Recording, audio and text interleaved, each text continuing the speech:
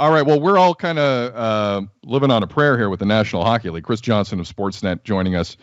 CJ, just if you have to take any call here during this interview or any text, obviously, please do. If you want to give us play-by-play as you do it, I have no problem with that. What is the state of play here, CJ? Like, what's your feeling?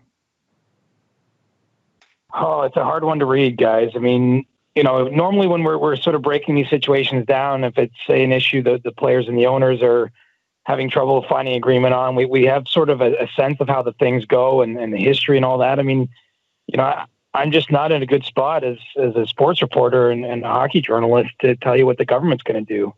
Right. I think we're at a point where I don't believe, I've seen a few people, term this as kind of a negotiating tactic or something, that the fact that the NHL has started to make these plans, but I actually don't really view it that way myself. I think that this is a legitimate backup plan because, they're not sure what the governments are going to do. And obviously a huge complicating factor in these specific talks is that it's 5 provincial health authorities that would have to sign off on it just to allow the 7 Canadian teams to play one another and travel around. And so, 4 of them theoretically could like it, and one of them might raise opposition and say, we're not going to do this. And the whole plan falls apart. So, I'm not in a good position to predict where this is headed, but, I do believe that, the NHL is seriously looking at its options just in case it's left with no other choice.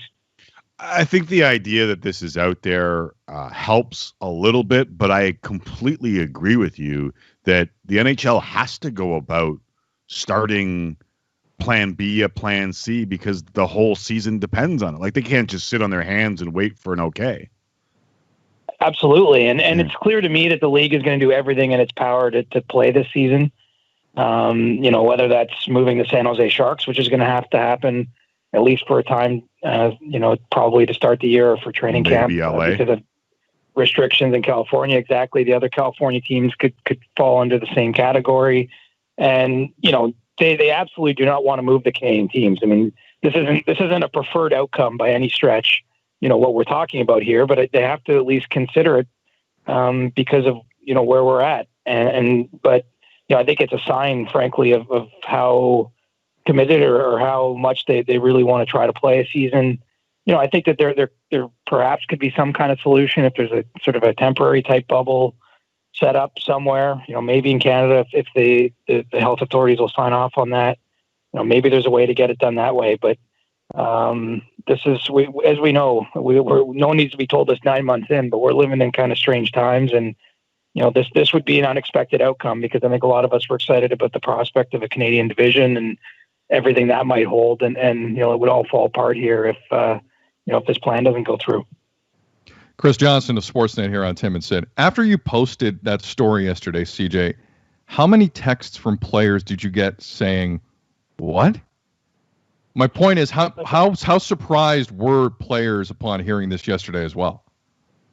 I think players are really surprised, honestly. I mean, look, the league only had its first conference call with the Canadian teams to really broach this subject in a meaningful way yesterday afternoon.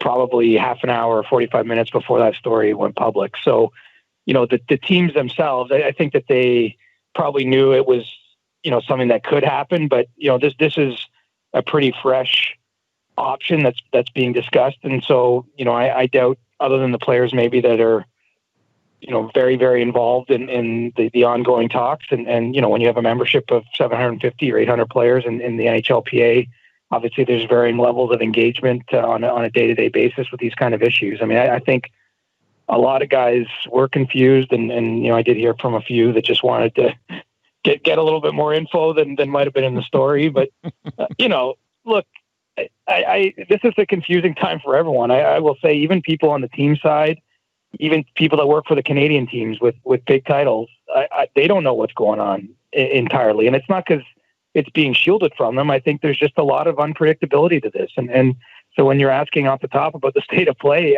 you could have presidents of these teams, you could have even the commissioner on, and I'm not sure anyone can speak with too much certainty about, how this is going to unfold. But I think that the truth that's staring us all in the face here is there's not really that much time. I mean, there's probably a couple more weeks to work with in terms of planning for the season. But, even if they're going to play something like a 48-game season and finish it before the Tokyo Olympics, I mean, it's got to start sometime in early February. And so with Christmas coming next week, with, a lot still to be kind of figured out here, time is certainly of the essence for the NHL.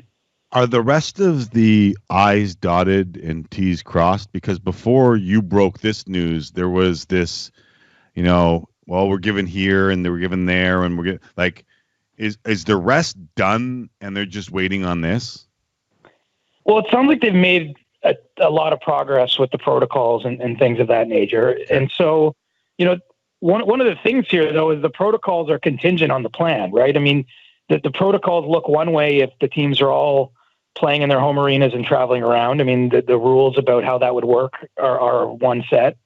If they end up playing in whether it's temporary, hubs or it's something more like a bubble, I mean, that's a different set of rules.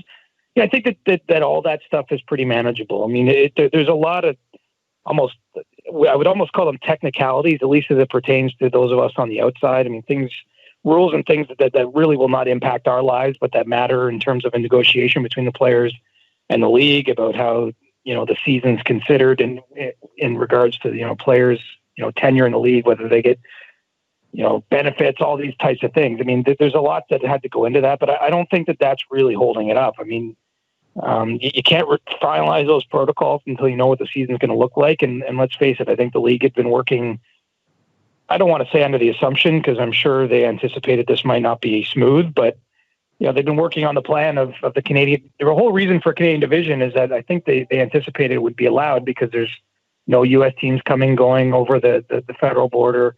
You just travel within the country and everything should work. Well, the fact that now appears to be in some degree of peril changes things. And, I do think that if this is sorted out, they'll be able to sort of wrap up the rest in pretty short order, but, they're all kind of tied together. Chris Johnston of Sportsnet here on Tim and Sid. CJ, I'm going to play devil's advocate here on the NHL and just and set me straight. NBA season starts Tuesday. The fact that the NHL in November just didn't lock themselves in rooms or on Zoom calls and figure out a plan is a horrible look, with the Raptors having a preseason game tonight in Tampa and the season starting next week. Why am I wrong? Because it's a totally different league in the sense that you have two countries that have the degree of representation they do. I mean, the NBA could make its plan, and basically the Raptors had to kind of figure out its own thing, and then you're on your own. If you guys figure that out and let us know where you're playing, if it's not in Toronto. Whereas I think with such heavy representation in Canada, with the ties to the sport, I mean, it's almost symbolic. Imagine if the season is played without a game in Canada. We call the show on Saturday Hockey Night in Canada. It's not Canadian teams playing in Kansas City or whatever. Great point. I think that the league, back when they were doing the whole thing in the summer, before they even decided which cities, we talked endlessly about that. The league wanted one of those cities at least to be Canadian. It ended up with two, but they feel like they have to sort of respect the two countries. And I think it just introduces this kind of potential chaos is that there's a lot of different people involved. I mean, Ontario might view this one way, and I think Ontario is one of the provinces that probably doesn't mind this going forward. But BC, might not just be on board with this plan, and might never be, and might never see things the same way as the health authorities in the different provinces. And so I think the fact that they can't just go to one body and make a deal makes it complicated. And so, yeah, you're right. In theory, of course, it would be better if the league was starting around the same time as the NBA, just as like happened in the summertime. But I do think that it's a totally different environment. And this is unpredictable too. I mean, we knew a second wave was coming, but I don't think any of us, I'm not an expert on this, but expected the numbers to be as bad as they are in Canada. And that's really what's underlying this. I think it's a hard time for the provinces to sign off on this kind of agreement. At the same time, they're all doing increased lockdowns. They're all telling everyone, that they're shutting down businesses. They're telling people you can't go travel for Christmas or the holidays. That's the issue. Really businesses are going time. on. You're right, though, CJ. Forgive me, Tim, but businesses are not going to survive this pre and post Christmas. They're not going to be around, and you're going to tell them go Leafs go. That's the problem.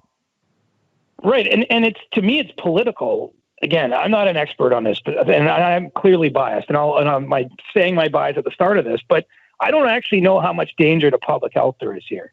I mean, these guys are tested basically every single day. I mean, I haven't seen the protocols, but it'll be very regularly. The minute any of them produce a positive test, they're completely separated and isolated. There's detailed contact tracing done, and they're flying on charter planes and staying in the exact same hotel in each city and living pretty contained lives. I mean, I don't think that there's all that much danger, especially given that the three of us could meet, at Pearson in an hour and fly anywhere in the country right now. And that would be totally allowed. I mean, it's not as though Canadians themselves, I know that they're telling us to stay home, but, not everyone's staying home. Yeah, not everyone's I flew to Edmonton and covered the playoffs in September, and it was just like normal. I mean, other than the fact the airport was empty and I had to wear a mask. Right. And I flew home. I mean, I guess my point is there's already people traveling in much less safe ways than the NHL would. We're talking about a relatively small few people. I think it's more the symbolism, honestly, that of letting the NHL have, special rules or separate rules. But, I think if we're actually looking at the public health danger here, I don't really see one. I think I brought it up yesterday and a lot of people started yelling and screaming at me, but there is a lot of optics that are involved in all of this, especially when you're going to be testing these people as much as they're going to be tested. That said, if anything ever were to happen, then people would start pointing fingers, and that's the optics that you're worried about. I'm going to ask you one more question that is actually two, because we're running out of time here, though. Is there any talk behind the scenes about calling Quebec City or any other place that has a major league ready type of arena, or is it closer to hub ideas again? Because if I were a player and I heard that news yesterday and thought I have to move to the United States or play in a hub in Canada, I might choose the hub in Canada that my family can drive to. You might, except I think some players are thinking, well, maybe we'll be like the Raptors and spend the winter in Florida or something, and you can bring your family down there. I don't think that there's much talk more about, because going to Quebec City, you still have to deal with the province of Quebec. And, I think that, primarily this is a provincial jurisdiction decision. And so, I don't think other cities in Canada are really the solution. It's more going down to the States. And look, I'm sure players aren't wild about this, but ultimately the decision might come down to this. The NHL can say, this was our plan, play out of your home city, everything would be fine. The government's not going to allow it. If we don't have a season or you don't play, you don't get paid. If we do have a season, you get 72% of your paycheck, as we agreed upon in the MOU. And I don't know about you guys, I'd probably relocate at this point in time to get 72% over zero. And I'm by no means diminishing that it would be a difficult thing for some families. It was not ideal, but there's been a lot of not ideal in the sports world in 2020. No doubt. CJ, again, great job yesterday with that story. Got some people talking. And hopefully you get a break from the cell phone at some point this week, and I doubt you will, but hopefully you do. Thanks, brother. Appreciate you. Yeah, no problem, guys. Be well.